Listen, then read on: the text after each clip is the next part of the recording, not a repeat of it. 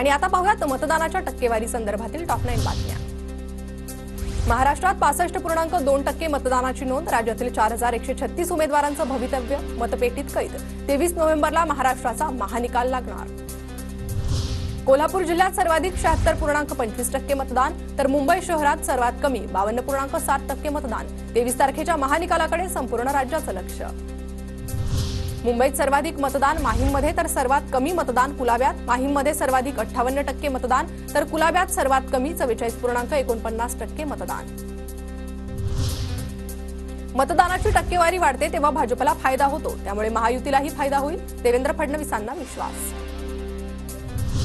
पश्चिम महाराष्ट्रात मतदानाचा टक्का 70%हून अधिक। सातारा, सांगली, कोल्हापूरसह सोलापूरमधील विधानसभा निवडणुकीसाठीचा मतदानाचा टक्का वाढला। पुणे जिल्ह्यात 61.5% मतदान, तर वडगाव शेरी सर्वाधिक 55.71% मतदान। हडपसरमध्ये 50.11% सर्वात कमी मतदान। मुंबईच्या मुंबादेवीमध्ये 48.76% मतदान, तर वडाळ्यात 57.37% मतदान। 23 तारखेला महानिकाल, कोण बाजी मारणार याकडे सर्वांचं लक्ष। पालघर जिल्ह्यात 62.95% मतदान। विक्रमगड मतदारसंघात सर्वाधिक 77.75% मतदान, तर नालासोपाऱ्यात सर्वात कमी 57% मतदान। रत्नागिरी जिल्ह्यातील 5 विधानसभा मतदारसंघात 65% मतदान। चिपळूण मतदारसंघात सर्वात जास्त 68.65% मतदान।